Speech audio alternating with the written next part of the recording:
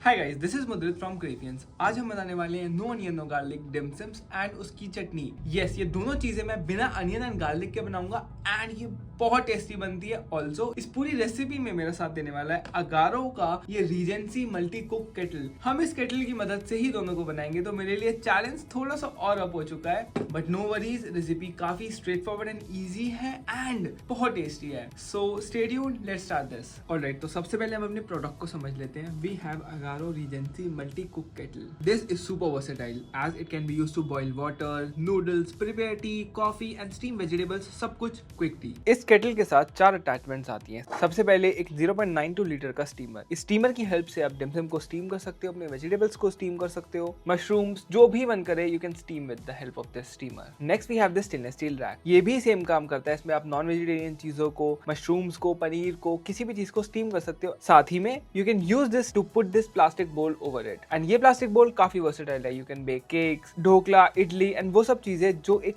बोल की मदद से ही स्टीम हो सकती है। And we also have this egg boiling rack जिसमें आप अपने एग्स बॉइल कर सकते हो अपनी लाइकिंग के हिसाब से। इसकी पावर है 600 watts and it has a stainless steel inside body with an outer cool touch body. इसकी बॉडी डबल लेयर्ड है and is made of food grade material, making it safe for cooking. It also has a transparent glass lid so you can easily see the food being made. It also has a 360-degree swivel detachable power base for cord-free serving. It also has a LED light indicator and variable temperature controls for ease of cooking. इसका mouth भी काफी wide है, so allows easy cooking and cleaning. साथ ही में it also has dry boil protection, so the kettle cuts off when there is no liquid detected on the surface of the kettle. It also comes with thermostat cycle for overheating protection. The kettle automatically turns off जब वो एक high temperature reach कर जाती है and again turns on when it cools down a bit. पूरी machine lightweight है and portable, so it is easy to carry around. But always keep in mind this kettle is not suitable for sauteing or frying. Alright, तो सबसे पहले हमने dim sum का dough बनाते हैं। उसके लिए मैं ब्लू पी बटरफ्लाई फ्लावर्स को यूज करने वाला हूँ। ये सब क्या होता है, लेट्स सी। अपनी केटल के अंदर 500 ml ऑफ वाटर को ऐड करेंगे या टिल यू कैन सी ये मिनिमम तक भर जाए। Then we will turn it on. मैंने मैक्सिमम टेम्परेचर पे ऑन किया। Now we will add 5 grams of our blue pea butterfly flowers. ये कुछ ऐसे दिखते हैं, जैसे ये पानी के अंदर जाएंगे आपके पानी का कलर ब्लू कर देंगे। एक बॉईल आने दो। Cover and steep for 5 minutes only. Now you can clearly see एक बॉईल आते ही इसका वाटर का कलर कैसे चेंज हो चुका है। इसको थोड़ी देर छोड़ेंगे and then we will strain it. Around 5 to 7 minutes हो चुके हैं। हमारे ब्लू पीज अच्छे से अपना फ्लेवर और अपना कलर इन्फ्यूज कर चुके हैं पानी के अंदर। Now we will strain them. अब हमें लिक्विड एंड इन फ्लावर्स को सेपरेट करना है।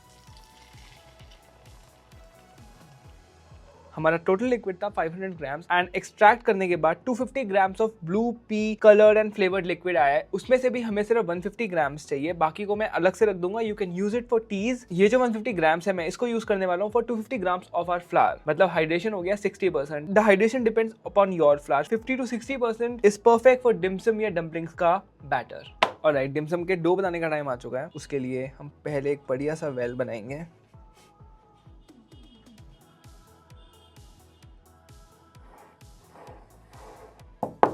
We'll add some salt and हमारा लिक्विड। यहाँ पर मैं गरम लिक्विड को ही यूज़ कर रहा हूँ बिकॉज गरम लिक्विड ही यूज़ किया जाता है। वो स्टार्च के साथ एक बढ़िया सा प्रोसेस करता है जिसे कहते हैं gelatinization. More on that in some other video. Slowly हम मिक्स करेंगे। इस वेल को अगर आपने तोड़ दिया तो ये स्ट्रीम ऑफ वाटर निकलेगा, सब गंदा कर देगा। सो धीरे धीरे हमें इसके अंदर फ्लावर को ऐड करना है ताकि पानी निकले ना। जब तक उसके निकलने का टाइम आए तब तक ये डो के साथ मिल चुका हो, समथिंग लाइक दिस। अब ये कहीं नहीं जाएगा। Now we will use a trusty hand.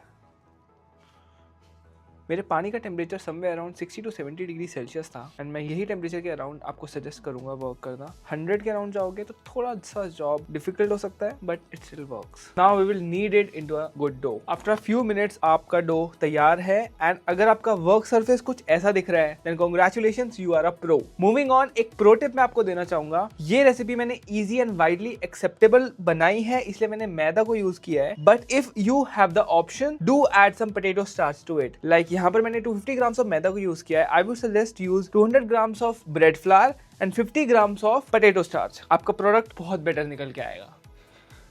Alright, so as we can see हमारा डो ब्यूटीफुली रेडी हो चुका है। इसको 15 मिनट्स का रेस्ट देंगे, तब तक हम अपनी फिलिंग प्रिपेयर कर लेते हैं।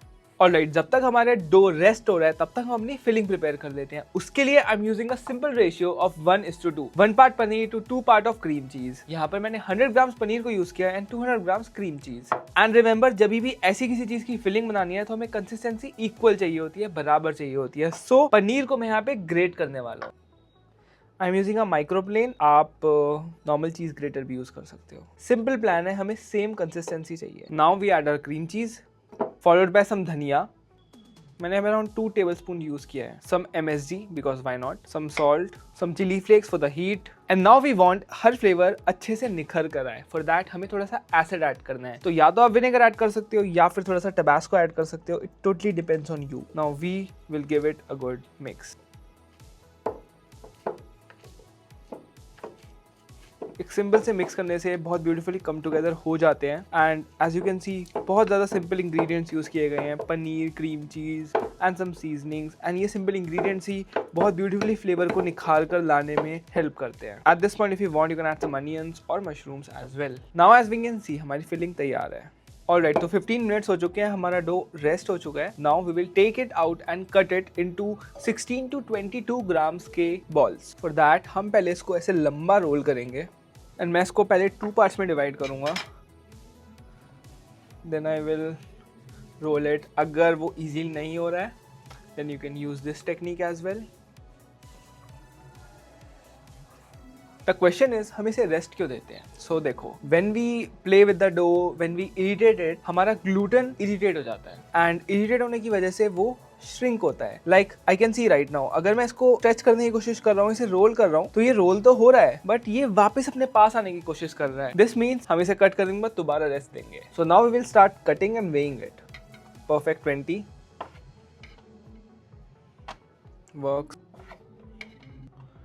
Works perfect.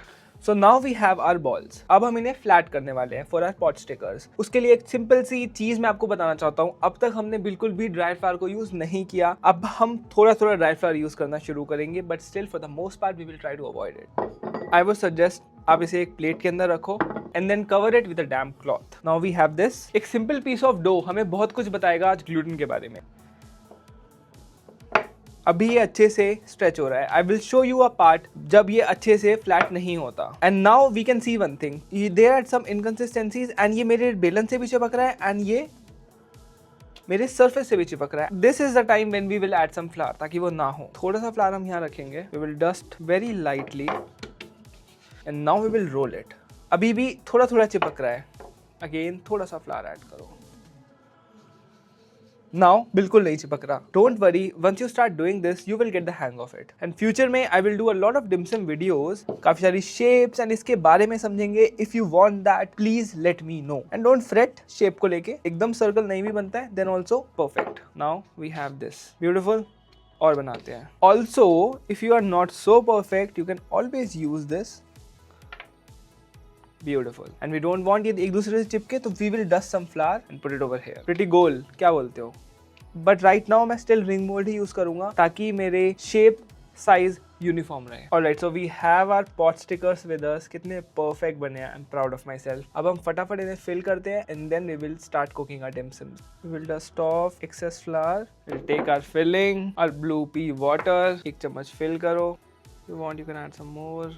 Then edges पर लगाना है ताकि edges खुले ना। And we'll pinch, pinch, close, pinch, close, pinch, close, pinch, close, pinch, close. अगर जस्ट इन केस कुछ ऐसे एक्स्ट्रा फिलिंग आती है तो उसे आप इसे स्क्वीज करके निकाल लो। Repeat the process. Pinch, close and end में close. Done. We have given shape to all of them. Now it's time to steam them. Alright, so now steam करने का टाइम है, लेकिन मैं आपको ये दिखाऊंगा कैसे हम एक टाइम पे 2 चीजें कर सकते हैं इस केटल की मदद से। For that first I will add some water to it. Now I will add my stainless steel rack to it. We will add our tomatoes, लेकिन इनको हम डायरेक्टली ऐड नहीं करेंगे। Take a sharp knife and इसके bottom पे आपको एक ऐसी बहुत स्लाइट सी स्लिट मारनी है लाइक दिस। हम अपनी कश्मीरी चिलीज का एक बेड बनाएंगे एंड ये सब प्रोसेस हो रहा है टू मेक हमारी no onion no garlic momo chutney, जो बहुत मस्त बनती है। Now 2 of our tomatoes. अब हम अपने स्टीमर बास्केट को ऐड करेंगे ऊपर से। We will brush it with some oil and now हमने डिमसम्स को इसके ऊपर ऐड कर देंगे। क्या होगा ना, ये केटल स्टीम प्रोड्यूस करेगी एंड वो स्टीम हमारी चटनी के लिए टमेटोज को भी कुक करेगा, चिलीज को भी कुक करेगा एंड साथ ही में हमारे डिमसम्स को भी कुक करेगा। सो एक साथ पे 2 काम हो रहे हैं। एंड मैं एक वाटर स्प्रे करूंगा ताकि अगर कोई ड्राई फ्लावर के बिट्स हो तो वो हट जाए। Now we will cover it and start the process. This will take around 10 to 15 minutes and हमारे डिमसम्स भी डन हो जाएंगे, साथ ही में हमारे टमेटोज एंड चिलीज भी डन हो जाएंगे। एंड नाउ आफ्टर 12 मिनट्स हमारे डिमसम्स डन हो चुके हैं, साथ ही में हमारे टमेटोज भी डन हो चुके हैं। उनको देखते हैं। सबसे पहले dim sums, they look so beautiful, love them. And for the tomatoes, एकदम वही जो हमें चाहिए था। And now we begin the process of removing the skin of our tomatoes. पहले हम इसको साइड रखेंगे। Turn off the kettle, take out your tomatoes and let them cool down. जैसे जैसे ये ठंडे होंगे ना, इनकी स्किन ये अपने आप छोड़ने लगेंगे and the peeling will be a breeze. Once cooled, हमारी स्किन पील करना काफ़ी ईजी हो जाएगा एंड पूरा ये ब्लांच करने का रीज़न स्किन रिमूव करना ही था, बिकॉज स्किन रिमूव करके हमारी चटनी थोड़ी ज़्यादा स्मूथ बनती है। Perfect. Now will blend it. सबसे पहले हमारे tomatoes. To cool down the temperature I am adding some ice. हमारी रेड चिलीज जो हमने टमेटोज के साथ स्टीम की थी। Now we are not using onion और गार्लिक, तो उसको हम कैसे करेंगे रिप्लेस। सबसे पहले 2 tablespoons of coriander stem, 4 green chillies and थोड़ा सा ginger, 1 teaspoon sugar, some MSG, 1 teaspoon lemon और vinegar, salt and 1 tablespoon of no onion no garlic ketchup. ये टोटली ऑप्शनल है, आप चाहो तो इसे अवॉइड भी कर सकते हो। And now we will blend it.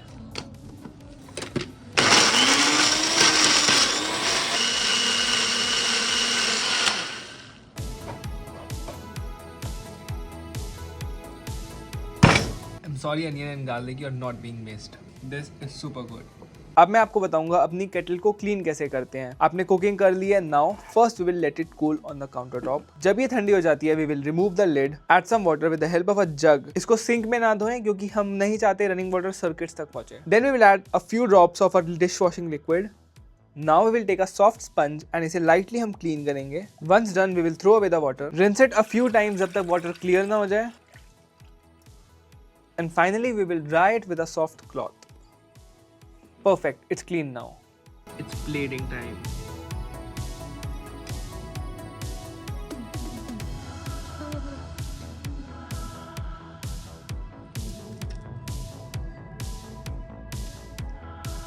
Finally, it's time to taste the fruit of our labor. Let's see.